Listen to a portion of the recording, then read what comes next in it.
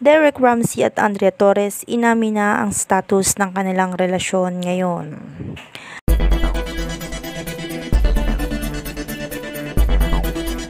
Matapos ang ilang buwang pananahimik at walang tigil na haka-haka mula sa publiko, sa wakas ay nagsalita na sina Derek Ramsey at Andrea Torres hinggil sa tunay na estado ng kanilang relasyon.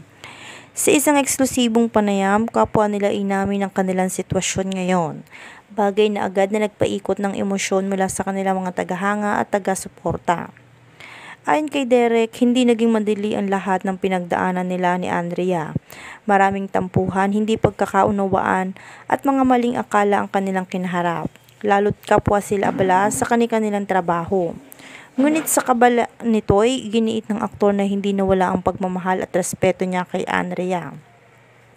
Aminado akong may mga pagkukulang ako bilang partner dati, pero ang mahalaga natutunan ko na ang mas importante ang maging tapat at bukas kaysa hayaang masira ng katahimikan ng isang relasyon, saad ni Derek. Dagdag pa niya, hindi niya inasahan na muling magbubukas ng pagkakataon para sa kanila ni Andrea. Ngunit labis siyang nagpapasalamat na dumating ang oras na iyon. Samantala, emosyonal namang naglahad si Andrea ng kanyang saloobin. Aniya, hindi naging madali ang mga araw na tahimik niyang pinasan ang bigat ng mga espekulasyon at intriga. Ngunit sa dulo, pinili niyang maging matatag at alalahanin ang dahilan kung bakit siya nananatili sa piling ni Derek noon. Kung ano man ang pinagdaanan namin, yun ay naging aral para sa akin.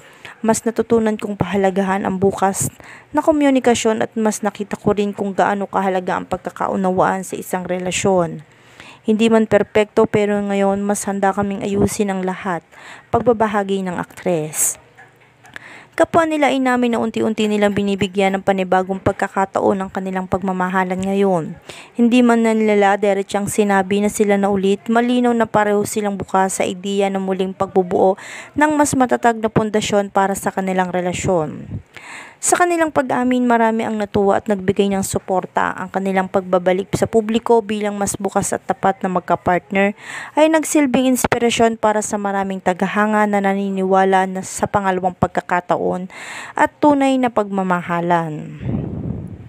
Agad na umani ng iba't ibang komento ang kanilang pag-amin. Maraming netizen na nagpaabot ng tuwa at kilig, samantalang may ilan namang nagpahayag na pag-asa na tuluyan ng magpatuloy ang mas maayos at masayang pagsasama nilang dalawa.